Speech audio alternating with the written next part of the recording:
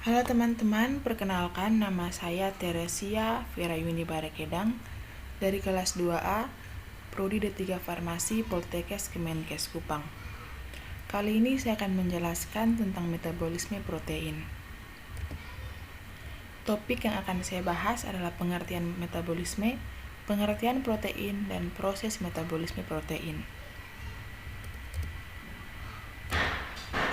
Metabolisme merupakan salah satu ciri makhluk hidup. Pada manusia, metabolisme akan mencerna makanan untuk kemudian diolah menjadi energi.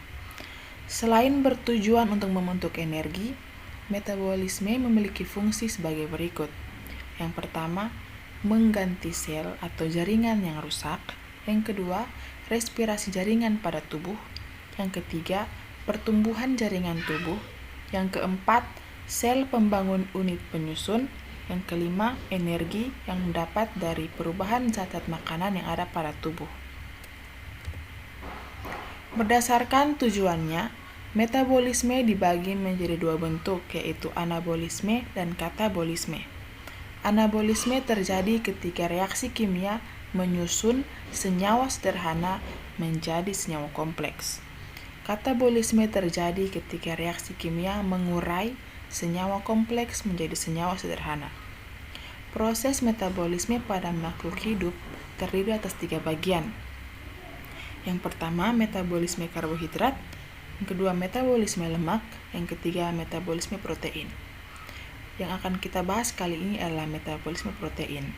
Sebelumnya, apa sih protein itu? Protein adalah polimer alam yang tersusun dari berbagai asam amino melalui ikatan peptida. Jenis sumber protein yang pertama, protein hewani. Asupan nutrisi yang berasal dari hewan atau produk olahannya. Yang kedua, protein nabati. Berasal dari konsumsi tanaman atau berbagai jenis olahannya. Contoh protein hewani yaitu daging sapi, telur, udang, susu, ikan gabus, dan daging ayam.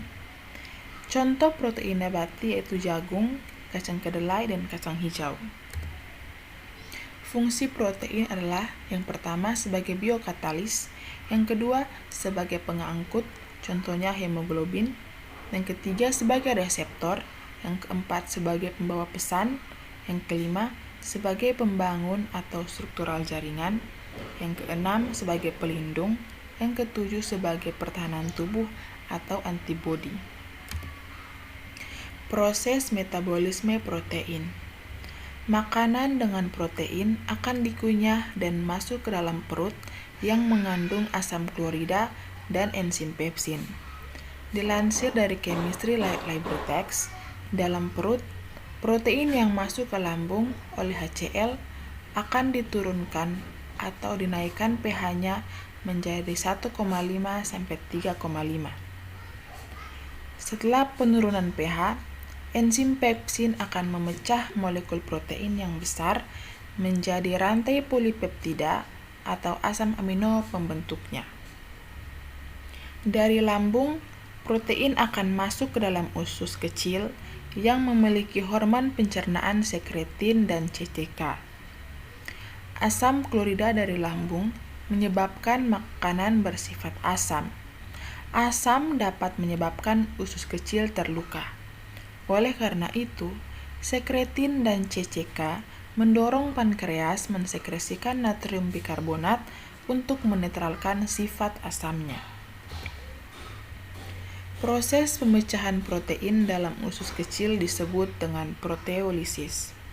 Proteolisis dimulai saat makanan masuk usus kecil dan menyentuh enterokinase yang menempel di dinding usus.